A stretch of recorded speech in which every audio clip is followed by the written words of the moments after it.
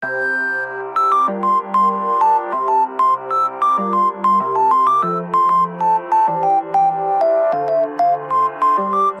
à tous et bienvenue sur le podcast The Morphisme. Aujourd'hui, on reçoit l'invitée Eva Wolf.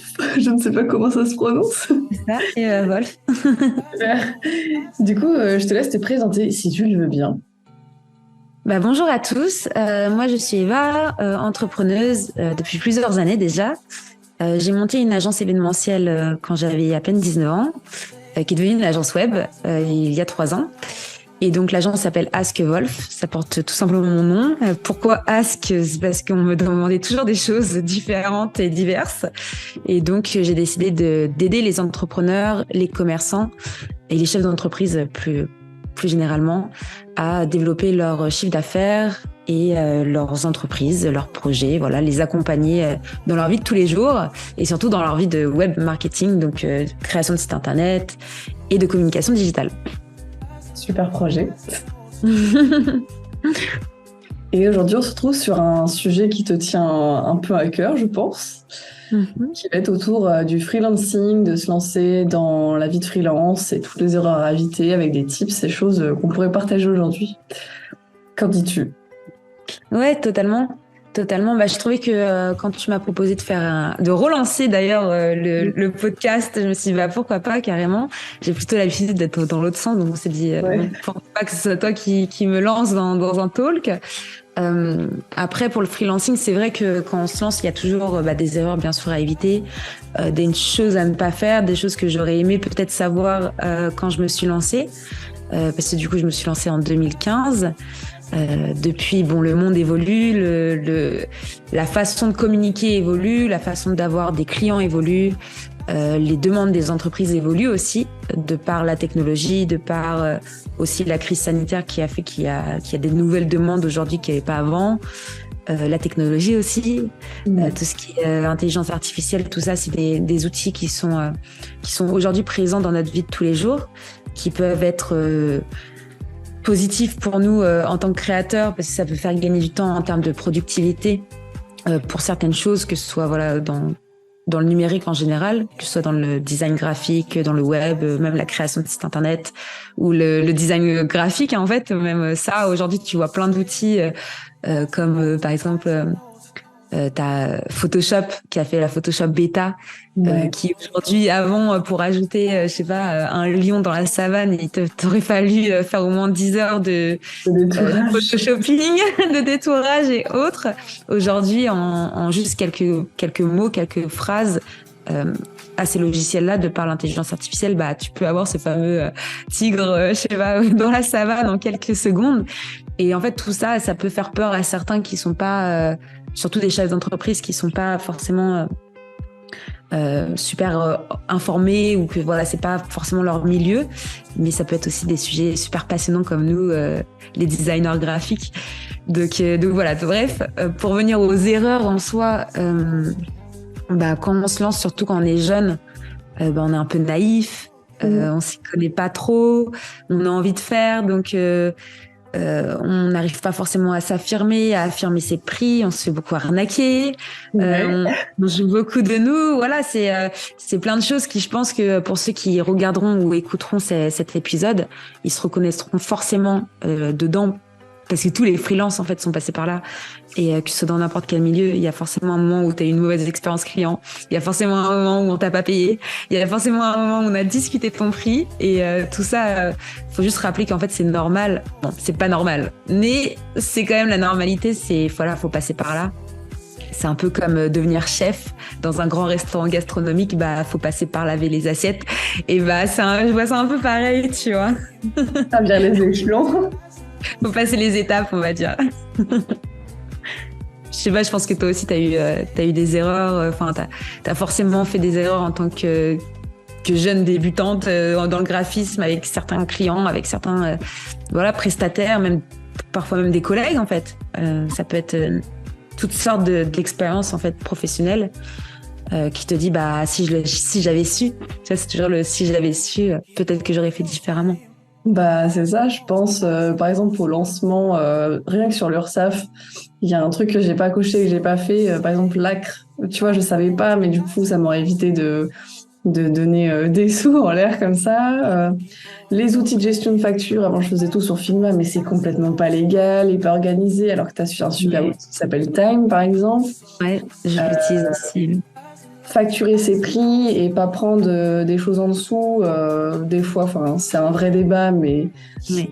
voilà, des fois, se faire facturer 150 € alors que ça vaut 350 € par jour en TGM, savoir si tu factures en TGM ou à l'heure, des choses comme ça. Bien fixer des itérations, des choses comme ça. Et oui, comme tu dis, je me suis déjà fait avoir. En plus, je suis un peu trop gentille, empathique, alors je tourne vite dans les histoires. Et je t'avoue qu'au bout d'un an, ça m'arrive encore. Mais maintenant, je deviens un peu plus forgée. Ouais, bah c'est des choses qui arrivent, c'est clair. Mais c'est bien de le dire. Et bah quand tu te lances en freelance, oui, c'est vrai qu'il y a peu de gens qui savent qu'il y a énormément d'aides. Surtout aujourd'hui, il y a même des aides pour les étudiants qu'on appelle les étupreneurs, où bah ils choisissent d'être entrepreneurs et étudiants. Donc ça, il y a plein d'aides au niveau du département, au niveau des régions pour pouvoir pousser justement cet entrepreneuriat au niveau des jeunes. Ensuite, quand tu te lances et que si tu as un petit peu travaillé dans ta vie, si tu as eu des petits jobs étudiants, n'importe, hein, moi, à 18 ans, je travaillais chez Pizza Sprint. Cet épisode n'est pas sponsorisé. J'avais ma vieille casquette orange, je répondais au téléphone et je coupais des pizzas. Mais grâce à ça, grâce à tous ces petits jobs étudiants en fait que j'ai pu faire, quand j'avais à peine 20 ans et que j'ai décidé de me lancer, j'ai pu avoir l'ACRE et j'ai réussi à avoir. C'était à l'époque, on pouvait choisir. Moi, j'avais pris genre en 2 fois. J'avais eu presque 7 000 €, quoi. Donc, 2 fois 3 500 €. Quand tu as 20 ans et que tu te lances et que tu as un ordinateur à acheter, que tu as une voiture à acheter pour aller en déplacement pour tes rendez-vous. Bon, maintenant, ça se fait un peu moins. Mais à l'époque, fallait absolument une voiture pour le rendez-vous. On faisait pas de rendez-vous Zoom, Teams, Google, tout ça. C'était... on ne connaissait pas, en fait. C'était pas encore dans notre culture française de parler avec des clients de cette manière. Et donc, t'avais tout ça. Donc, avoir un petit pactole quand tu te lances, qui est en plus un peu cadeau, pas vraiment cadeau, parce que du coup, il faut quand même rappeler que l'ACRE, si tu fais une demande d'ACRE, c'est qu'en fait, tu prends sur ton chômage potentiel. Donc, en fait, plutôt que d'avoir le chômage, en fait, on te donne un pourcentage de ton chômage qu'on va te donner en 2 fois. Donc, c'est aussi un risque. C'est-à-dire que si tu prends l'ACRE, et que derrière ton business t'arrives pas à le développer et qu'au bout de 2 ans, 3 ans t'es amené à fermer ta micro-entreprise, qui est à peu près 60% quand même des micro-entreprises, elles ferment avant même 1 an, tu te retrouves, si tu retrouves pas de travail, t'as pas de chômage et donc tu te retrouves sans rien. Donc c'est pas juste prendre l'ACRE pour prendre l'ACRE, c'est prendre l'ACRE en se disant ok, cet argent-là c'est un investissement que je peux faire dans mon business. Comment je vais utiliser cet investissement intelligemment. Donc après, ça, c'est toujours des choses à réfléchir quand tu te lances. Et puis après, c'est de trouver les premiers clients. Ça, c'est toujours... c'est un peu la problématique de 95% des freelances qui se lancent très jeunes. Ils n'ont pas encore eu forcément d'expérience vraiment en entreprise. Donc, ils n'ont pas forcément de contact. Donc, qui dit pas de contact, pas de réseau. Qui dit pas de réseau, pas de clients. Donc, en général, les premiers clients, c'est le premier cercle. Hein. On dit toujours c'est le premier cercle, mais c'est vrai. Ça va être la copine de la maman ou le copain du voisin, de machin, qui a besoin d'un logo, qui a besoin d'un site internet pour les freelances qui sont dans le web marketing. Mais voilà, après, l'idée, c'est d'avoir son premier client pour avoir son deuxième. Et puis, si tu fais du bon travail, après, le bouche à oreille, c'est la meilleure des publicités. Carrément. Et puis, la chance des réseaux aujourd'hui aussi, ça marche vraiment bien sur ce côté-là.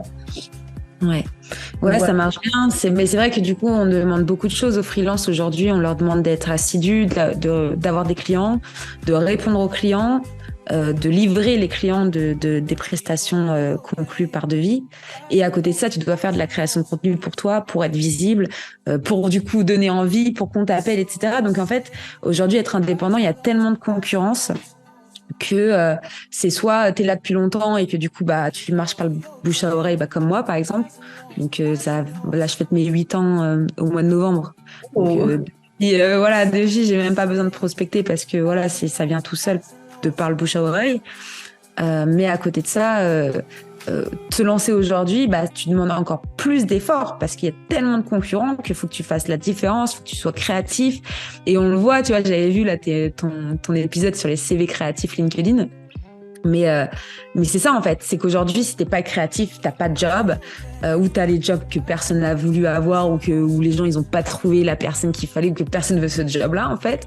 Et c'est super compliqué aujourd'hui en termes de créateur de contenu, de community manager, marketeur, web designer, enfin, tout ce milieu, en fait, du numérique, de trouver soit un job pour ceux ils veulent être en CDI, un job qui leur convienne, parce qu'il faut être super créatif, on prend que les meilleurs maintenant dans les grosses boîtes. Et si t'es freelance, bah, faut que tu sois aussi dans les meilleurs, parce que, faut qu'on te voit, faut que tu fasses la différence, et faut qu'on t'appelle pour ce que tu peux apporter de plus qu'un autre. Ouais, c'est pas si sympa. Non. Et après, il y a la bataille des prix. Mais ça, c'est comme tout, hein. C'est comme tout. C'est, la tarification, c'est aussi le sujet principal, on va dire, d'avoir ou non un client. Après, tout à l'heure, tu parlais des taux journaliers. Ouais. C'est vrai que, de toute façon, les questions récurrentes des gens qui se lancent, c'est comment tu as tes premiers clients et à quel prix. Donc ça, après, c'est l'expérience qui te diront, OK, je vaux tant. Après, il faut que tu te dises, OK, combien vaut mon temps ? Te dire, OK, mon temps vaut tant.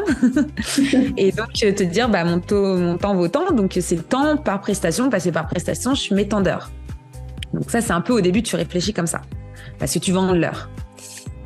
Ensuite, quand tu commences à entrer, on va dire, un peu plus dans l'expérimentation, tu vas vendre des journaliers. Donc, tu vas vendre des demi-journées ou des journées. Parce que tu estimes que tu veux tant à la fin du mois. Et donc, si tu travailles 4 ou 5 jours par semaine, pour avoir comme si tu travaillais en agence, on va dire, il faut que tu fasses, je sais pas, 200 à 300 euros par mois, par jour, pour avoir X euros par mois. Parce qu'il faut quand même que tu enlèves ton URSSAF, il faut que tu enlèves tes impôts, il faut que tu enlèves tout ça. Donc, quand tu dis 200 euros par jour, c'est concrètement à peine 100 euros dans ta poche. Ouais, et encore. Ouais, là, je prends 200 euros. Si on prend, on va dire, 100 euros, au début, ça va parce que du coup, quand tu as l'ACRE, tu as une défiscalisation. Donc, pendant 3 ans, la première année, tu payes 5%. La deuxième, je crois, c'est 15%. Et la troisième, c'est 22%. Bon, ça a peut-être changé depuis, hein, mais c'est à peu près ça, les tarifications. Puis après, tu as 40%. Donc déjà, tu te dis, si tu factures 100 euros un client, déjà, il te reste que 60 euros. Sur ces 60 euros-là, tu as quand même eu ton temps de création de devis, de accompagnement, découverte client. Donc déjà, tu as perdu au moins 2-3 heures, voire 4 heures, à faire tout ça, tes audits, ta découverte, ta recherche, parler avec le client. Déjà, ça prend du temps. Donc en fait, grosso modo, si tu factures à l'heure, même si tu factures 100 euros par heure, on va dire que ça te fait aller 30 ou 40 euros vraiment dans ta poche par heure. Bah ouais. Donc de là que tu travailles 10 heures par jour pour faire 300 euros pour être à, on va dire 2000 et quelques euros par mois, si on se dit que tu travailles que 4 ou 5 jours par semaine, t'as du taf. Donc c'est pour ça que vraiment je dis, OK, au début tu pars sur des heures parce que du coup t'as tellement peu de charges grâce à l'ACRE, grâce à la défiscalisation que tu peux te permettre. Mais dès lors où tu passes tes 2 ou 3e année de freelancing, tu peux pas travailler à l'heure. C'est impossible parce que tu as déjà 40% de charge, après tu as des impôts perso, tu as tout ça qui suit. Donc en fait, finalement, tu vas travailler plus pour l'État qu'autre chose. Donc c'est là où tu passes au fameux taux journalier. Et même en passant au taux journalier, en fait, tu n'as pas assez de jours dans le mois pour vraiment commencer à faire du chiffre d'affaires. C'est-à-dire que tu seras toujours limité. Même si demain tu dis, tu vois, par exemple, il y a des développeurs web qui vont prendre, on va dire, le junior, il va prendre 250, on va dire le plus expérimenté, il peut monter à 600 voire 800 euros de taux journalier, par exemple, pour des applications build, des logiciels informatiques. Mais même ça, il est limité à 30 jours par mois. Donc tu vois, dans tous les cas, même s'il est, on va dire, à 1000 euros par jour et qu'il fait 5 jours par semaine, donc on va dire, au mieux, il peut monter, je sais pas, on va dire 5, 10, au mieux, il peut monter à 20 000 euros par mois s'il prend 1000 euros par jour. Donc après, pareil, t'enlèves les impôts, t'enlèves tout ça. Donc même en faisant ça, il peut même pas faire 100 000 euros de chiffre d'affaires à l'année. Il y a une limite en plus, non ? Quand tu es en micro-entreprise, la limite, elle est à 72 000 euros. Par contre, à partir de 33 000 euros, tu es obligé de payer de ta TVA. C'est-à-dire qu'en dessous de 33 000 euros, donc là, il y a encore du... Là, je suis en train de faire un cours de freelance. En dessous de 33 000 euros, tu ne payes pas de TVA. Au-dessus de 33 000 euros, tu dois facturer la TVA à tes clients. Donc, c'est-à-dire que moi, au début, je croyais que la TVA, elle était récupérable. Donc, moi, en fait, à la fin de l'année, j'attendais que la TVA, elle me rende mon argent, en fait. Voilà, ça, c'est une erreur à éviter. Faut pas croire. En fait, quand on dit que la TVA, elle est récupérable sur tes frais. Genre, je sais pas, les restaurants, le train, les déplacements, l'essence, tout ça. Enfin, tout où il y a de la TVA. Par exemple, le train, par exemple, tu te fais avoir parce que tu te fais niquer parce qu'il n'y a pas de TVA sur le train, tu vois. Donc, tu peux même pas récupérer ça. Enfin, bref. Et donc, voilà, ne croyez pas que la TVA va revenir. La TVA ne disparaît, en fait. Elle est récupérable que si tu fermes ta société et que tu es en liquidation judiciaire, tu vois. Ah oui, et encore, faut la demander, tu vois. Enfin, bref. Donc ça, c'est encore autre chose. Mais pour les juniors, c'est vraiment, voilà, jusqu'à 33 000 euros, il n'y a pas de TVA. De 33 000 à 72 000, il y a de la TVA. Au-dessus de 72 000, en fait, tu utilises un joker. Et donc, l'année d'après, tu es obligé de changer de statut. Donc, c'est soit tu te mets en EURL. Donc, en fait, c'est juste là. Maintenant, je crois que ça a changé un peu. C'est un peu URL, c'est URL. Enfin, bref, il y a un truc. Ou en SASU. Où là, c'est deux statuts différents, mais qui se ressemblent un peu. C'est juste que c'est une fiscalité différente. On est encore sur un sujet. Alors là... Donc, pour expliquer, en gros, voilà, profitez pour conclure, sinon on va partir dans la fiscalité, c'est pas le sujet, mais pour conclure, c'est faites attention au statut que vous prenez, faites attention au chiffre d'affaires que vous faites, et bien mettre ses prix parce que à un moment donné, en fait, tu pourras pas faire plus que X euros de chiffre d'affaires.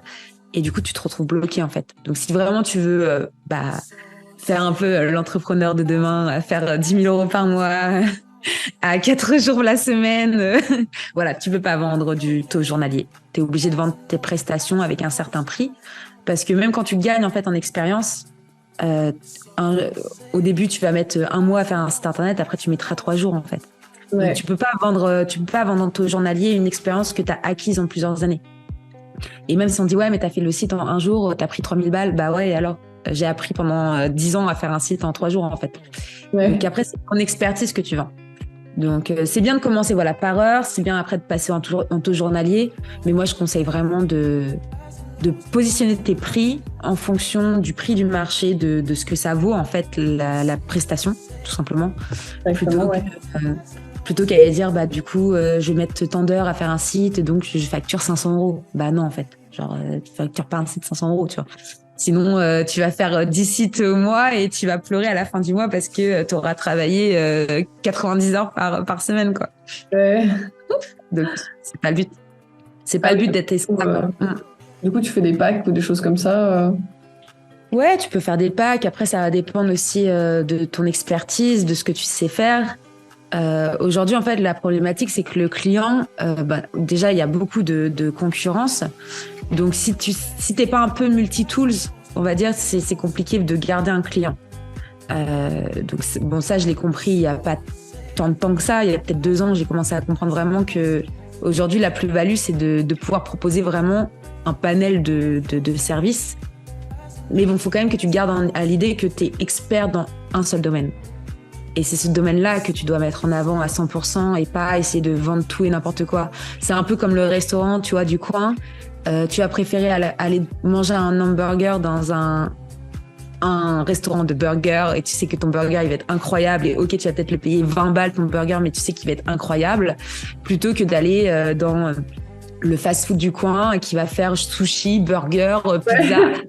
Et ok, tu vas peut-être payer ton burger 10 balles, mais en fait, tu vas, ok, t'auras économisé 10 balles, mais il va être dégueulasse et tu vas pas le finir, en fait. Rassurant. Non, mais c'est ça, en fait, il faut vraiment voir ça comme ça.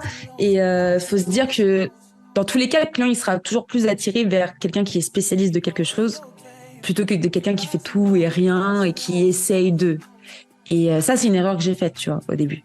Okay. C'est que t'essayes tellement, en fait, de t'en sortir, d'être indépendant à 100% et de vendre des prestats, que en fait à chaque fois qu'on te demande quelque chose tu dis oui et au final tu te retrouves avec un panel de prestats et tu dis en fait je fais tout. Genre, et ça c'est pas bien en fait, enfin c'est bien mais c'est pas ce que tu dois mettre en avant. Ce que tu dois mettre en avant c'est ton expertise et en quoi tu es bon réellement et en quoi tu sais que le client il viendra te voir toi et pas quelqu'un d'autre en fait.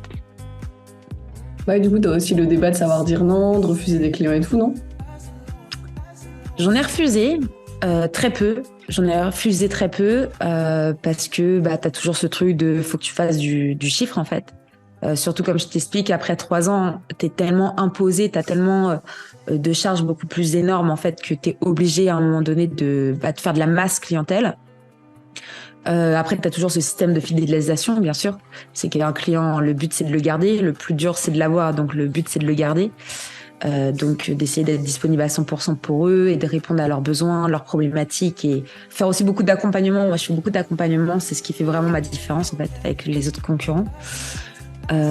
Après, j'ai arrêté avec certains clients parce que ils étaient pas respectueux ou parce qu'en fait ils te prenaient pour de la merde ou ils pensaient que parce qu'ils te payaient, en fait c'était eux qui décidaient de tout. Ouais, voilà. Après, j'entends, hein, le client est roi et ça, je suis tout à fait d'accord avec ça. Mais tu es roi dans une limite de bienveillance, en fait. Ouais. Et donc, quand on te prend plus pour une assistante que pour une prestataire, non, en fait, genre, je suis pas ton chien et si tu veux me parler comme ça, en fait, non. Et si tu veux que je sois à ta dispo 24/24, 7/7, en fait, tu prends une assistante et tu prends quelqu'un chez toi et tu m'emmerdes pas, en fait, à 6h du matin pour faire un truc pour 7h, quoi. Ouais. Et tu vois, c'est un exemple, mais j'ai arrêté avec très peu de personnes parce que j'ai senti, en fait, que ça allait pas le faire. Et donc, après, voilà, il y a des gens, ça le fait pas et c'est dans tout, hein, c'est dans le business et c'est pour ça que les périodes d'essai existent quand t'es salarié. Par contre, quand tu es prestataire externe, l'essai n'existe pas. Donc, c'est soit ça se passe bien et tu es content et le client est content, soit ça se passe pas forcément bien et tu fais en sorte que le client reste content pour pas te faire de mauvaise pub et d'un commun accord, en fait, t'arrêtes. C'est un peu comme une relation. En fait, moi, je vois ça. Tu sais, le business, c'est de la séduction déjà. C'est vendre ce que tu sais faire. C'est créer une relation avec ces personnes-là, que ce soit un homme ou une femme. Et dès lors où tu as commencé à créer cette relation-là, il faut que déjà il y ait la confiance. Et en plus de ça, il faut qu'il y ait de la bienveillance. Il faut que chacun se parle correctement. Ça apporte quelque chose. Si lui m'apporte rien et je lui apporte rien, pourquoi on va travailler ensemble? C'est la base. Donc vraiment, il faut voir le business, le client comme une relation, même amoureuse en fait. Il n'y a pas de comparaison. C'est vrai, il n'y a pas de comparaison. Et des fois, tu vas plus passer du temps avec ton client qu'avec ton mari en fait. Et c'est la réalité, c'est que surtout toi, tu es dans le web design, le UX, UI, tu peux passer peut-être 1 semaine, 2 semaines sur un projet H24 à parler avec ton client.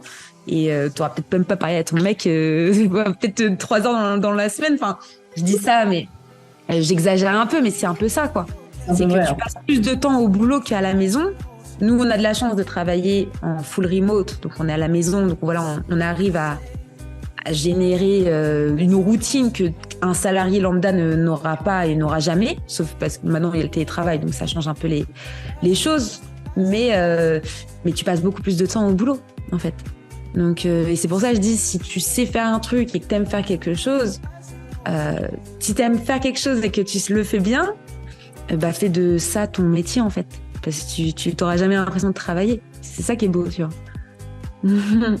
C'est extrêmement vrai. Ouais, donc voilà. Tu comptais tes heures, t'es en mode ah merde, il est déjà 19h, 22h. Ouais, c'est ça. Et après, quand en général, les freelances, les vrais personnes entrepreneurs, parce qu'il y a une différence entre être indépendant et être entrepreneur. Ouais. Être indépendant freelance, c'est quelqu'un qui veut juste gérer ses missions comme il le souhaite. Et lui, en fait, se caler, faire du business, c'est pas ce qui l'intéresse. En fait, il veut juste être dans sa petite routine tranquillou à la maison et faire ses missions et gagner 100 000, 2000 balles par mois. Il est content avec ça. Un entrepreneur, lui, c'est un indépendant plus un chef ou une chef d'entreprise. Et ces personnes-là, c'est encore plus compliqué parce que c'est vraiment des personnes qui ils s'arrêtent jamais, en fait. Donc, par passion, c'est vrai que le danger, quelque chose que je faisais pas forcément attention quand j'étais plus jeune, c'est de pas te couper de ta vie personnelle. De pas te couper, de pas faire passer ton business avant tes amis, de pas faire passer ton business avant ta famille, parce que déjà, on n'a qu'une vie. Donc, les amis, la famille, c'est super important, comme ta relation, ton partenaire de vie. Et en fait, le problème, c'est que quand tu es passionné, il se peut que tu fasses passer le business avant, parce que vu que tu es passionné, en fait, c'est ton hobby. Et le plus gros problème des entrepreneurs que je connais, c'est vu que ton hobby, c'est ton travail, eh bien, ça peut casser deux relations, en fait. Et ça, c'est une erreur à éviter, tout simplement. Donc après, tu peux travailler avec ton partenaire. Moi, je vois mon mari, c'est mon binôme, tu vois, mais à côté de ça, tu vois, il faut mettre des règles. Tu peux pas tout le temps que parler business, en fait. Il y a un moment donné, il faut mettre le business de côté, ou si tu vois qu'il y a un sujet sur le boulot qui attire la dispute, bah, faut pas parler de ce sujet-là, en fait. Il y a des choses comme ça à mettre en place quand t'es chef d'entreprise aussi. Donc, voilà. Après ça prend avec le temps, on va dire. Tout en mode de vie. Ouais, c'est ça. Et puis ça s'apprend aussi avec le temps, avec les ruptures, avec moi je vois, c'est une amie aussi qui m'a mis une claque dans la gueule, tu vois, pas physiquement, mais moralement. Ouais, moralement, dans le sens où elle m'a dit, mais en fait, tu te rends pas compte, mais t'as totalement délaissé ta vie perso, et j'étais tellement focus, tu vois, sur la création de ma start-up que j'en ai oublié, en fait, que j'avais une vie, tu vois. Et ça c'est danger, même si c'est important parfois de laisser sa vie de côté pour vraiment se focus sur un projet, parce que c'est un projet qui te tient à cœur et que tu as envie de développer quelque chose en particulier, tu vois, une entreprise, par exemple. Ouais. Mais faut trouver la bonne balance, en fait. C'est un peu ça le plus dur. Le plus dur, c'est de trouver la balance dans ta vie, entre la vie perso, la vie pro, et se dire ok, c'est pas parce que t'es freelance, c'est pas parce que tu as envie de faire du business, c'est pas parce que tu as des clients qui sont en demande, les clients en fait ils peuvent attendre, et c'est pas eux qui bon, ça peut des fois, hein, mais c'est pas eux avec qui tu vas boire des coups le soir. C'est pas eux, voilà, qui seront là quand tu auras une peine de cœur, ou c'est pas eux qui seront là quand tu auras des problèmes de santé, en fait. Et tout ça, tu t'en rends compte quand ça t'arrive. Donc c'est des choses. Voilà, s'il y a vraiment des erreurs à éviter, pour revenir sur les erreurs, ça serait donc déjà de faire attention avec qui tu travailles avec des personnes qui te conviennent. Ne pas t'obliger à travailler avec quelqu'un parce que tu as besoin de l'argent. L'argent, t'en auras toujours, il viendra toujours d'une manière ou une autre. Faut pas avoir peur de faire des mois à zéro. Parce qu'il y a des mois où tu feras 5 000, des fois tu feras 10 000, des fois tu feras zéro pendant 5 mois. Bah, c'est pas grave, en fait, parce que t'en feras plus la prochaine fois. Faut pas désespérer. Donc bon, après, le prix joue aussi. Si tu fais zéro tout le temps et qu'après tu vends des prestats à 50 balles, ta société, elle va pas tenir, tu vois. Ah ouais. Donc voilà, il faut la balance des prix, il faut la balance, voilà, des devis, des demandes clients, etc. Voilà, c'est une balance à trouver, mais ça prend plusieurs années avant d'être stable. Et donc après, c'est ça côté prix, et après côté vie. T'as la presta, t'as tout le milieu pro, et puis après, faire attention à de qui tu t'entoures en termes de collaborateurs, de partenaires, d'amis. Les amis, c'est super important. Qui te poussent vers le haut. Trouver un partenaire, une partenaire qui te pousse vers le haut, et pas qui te reproche de trop travailler, en fait. Ça aussi, c'est un vrai sujet, ça. Ça, c'est galère. Ouais. J'ai fait mon petit monologue, là. Super intéressant. Même moi, j'ai appris des trucs, hein. Ouais, c'est vrai. Surtout sur le truc de l'ACRE, là, tu vois, je savais pas du tout que c'était par rapport au chômage, etc., tu vois. Ouais, il y a plein de choses qui sont intéressantes à faire. Après, il faut vraiment bien se positionner. Et c'est pour ça que je fais pas de conseils, moi. Tu vois, parfois on m'envoie souvent des messages, qu'est-ce que tu me conseilles? Mais chaque situation est différente. Est-ce que tu as travaillé ou non? Quel est ton projet futur? Tu vois, tu peux pas conseiller quelqu'un fiscalement comme ça par SMS sur Instagram, en fait. Donc chacun a une part de sa vie, a fait des choses, a travaillé ou non, a des projets ou non, a eu peut-être des soucis de santé ou non. Donc tout ça, ça joue aussi sur ce que tu cotises. Et donc, voilà, se faire conseiller. Aujourd'hui, tu as la CCI, les chambres des commerces, tu as le Pôle emploi. Enfin, tu peux prendre rendez-vous, tu as la CAF, tu as plein d'endroits qui peuvent te conseiller, qui peuvent t'aider financièrement. Beaucoup mieux que juste demander à quelqu'un sur Instagram qu'est-ce que je ferais, qu'est-ce que tu ferais à ma place. Ça, c'est non, en fait, tu peux pas. C'est chacun est différent, chaque parcours est différent. Donc, il faut juste prendre son courage à deux mains et appeler la chambre des commerces, se faire conseiller, et surtout prendre un rendez-vous au Pôle emploi, en fait, tout simplement. Et tester, ouais. Prendre un rendez-vous, tester, voir. Est-ce que ça vaut le coup de me lancer? Est-ce que je me lance vraiment?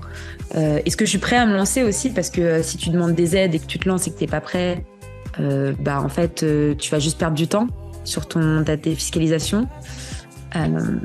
Mais après, il faut pas non plus attendre d'être super prêt parce que du coup, tu te lances jamais. Donc, pareil, c'est une histoire de balance, tu vois. Si t'attends trop, tu te lances pas. Si t'attends pas assez, tu peux te planter. Donc, moi, je dirais, si déjà t'as fait des études dans ce que tu veux entreprendre, que t'as une première expérience professionnelle dans ce que tu veux entreprendre, et que tu te sens plus ou moins prêt, que tu es à l'aise avec les réseaux sociaux, et que tu sais que d'une manière ou d'une autre, tu pourras avoir des prospects et qui pourront se transformer en clients, je te dis, lance-toi, en fait. Attends pas de mourir, en fait. Enfin, genre, on n'a qu'une vie. Non, mais c'est vrai, hein, on n'a qu'une vie. La vie, elle est super courte.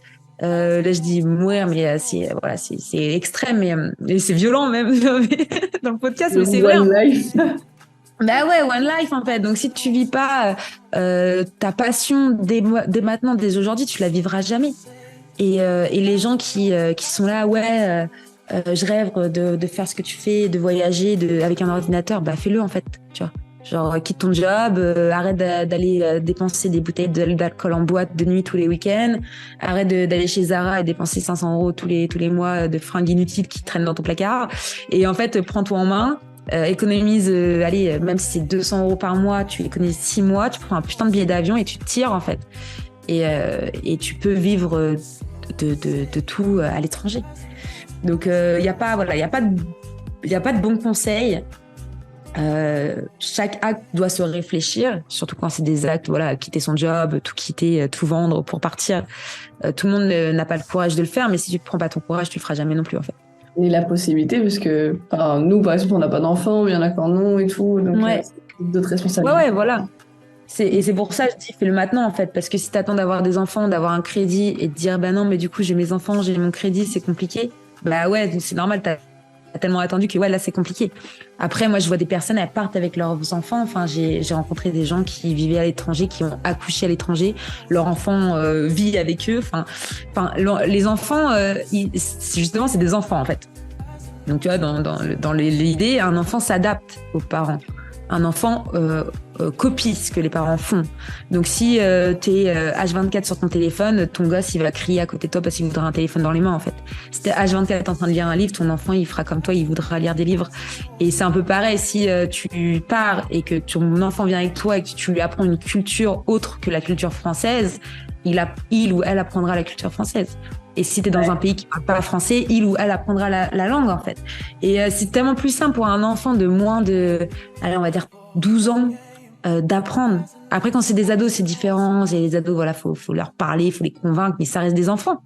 Donc, si tu décides de partir, même si ton gosse est à 15 ans, ton gosse, il vient avec toi, en fait. Et il a pas son mot à dire. Et peut-être qu'il va chouiner au début et au fait, il sera content plus tard. Enfin, donc, il y a pas de limite enfant. Moi, je crois pas trop à ça. Je pense que c'est juste une excuse pour repousser et de se dire, non, en fait, je me lance pas en freelance, ou non, je pars pas voyager, ou non, je m'expatrie pas à l'étranger parce que je peux pas, parce que j'ai d'autres enfants, ou parce que j'ai un crédit. Ton crédit, tu le solves, en fait. Tu vends un appart, tu solves ton crédit.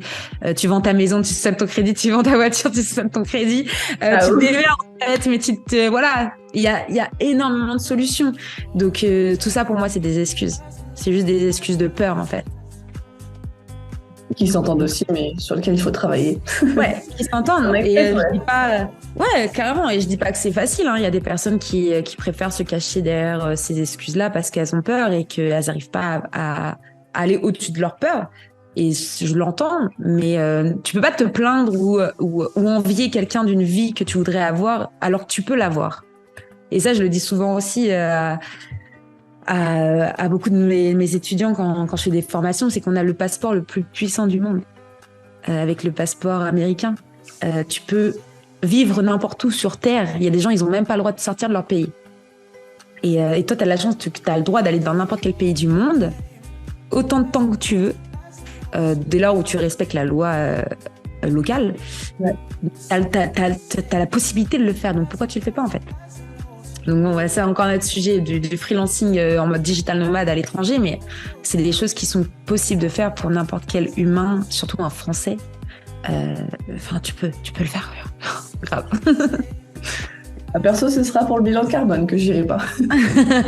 Voilà, Bah, tu peux partir en stop, tu peux partir en bus, tu peux partir en bateau. Enfin, il y a plein de moyens qui sont décarbonés aujourd'hui. J'irai en licorne. En licorne. Enfin, bah, du coup, j'espère que du coup, ça a donné pas mal d'indications pour ces fameux freelances, les erreurs à éviter, peut-être des astuces à mener pour eux. Ah, franchement, c'est super. Puis la manière dont tu l'as abordé, c'est cool. Pas en mode faut faire ci, faut faire ça, tips et tout. Puis en plus, que tu aies parlé de l'aspect vraiment personnel et tout, gestion de la vie perso et tout à côté, c'est super, je trouve. Bon, en tout cas, merci beaucoup de m'avoir reçu sur ce podcast. Ça t'aura plu. Et puis, bah, je sais pas s'il y a des dernières choses à rajouter, mais on va devoir bientôt clôturer le podcast. Ouais, bah non, j'étais contente de réouvrir ce bal du fameux podcast The Morphisme. Oui, c'est bien dit. J'étais là en mode dyslexique. Non, Ça va le faire.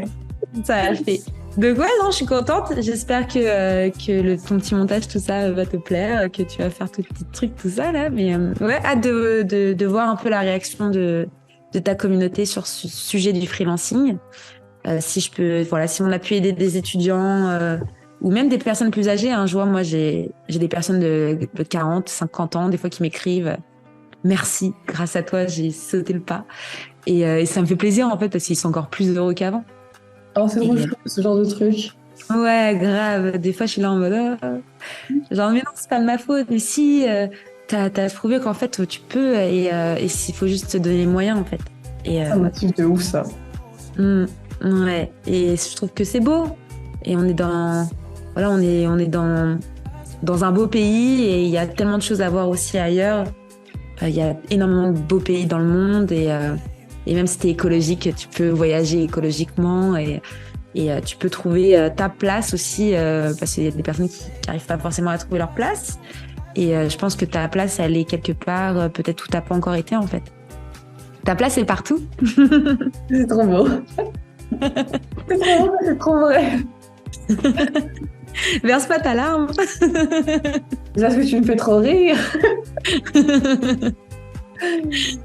Enfin. Mais en tout cas, merci beaucoup. Et puis, pour ceux qui ont des questions, n'hésitez pas à me retrouver sur mes réseaux dans les liens in bio. Je crois que tu as mis des liens là-dessous, là. Dans les commentaires. Et oui, à très bientôt dans un prochain podcast avec un nouvel invité ou d'autres choses. Qui sait? Ciao. Ciao.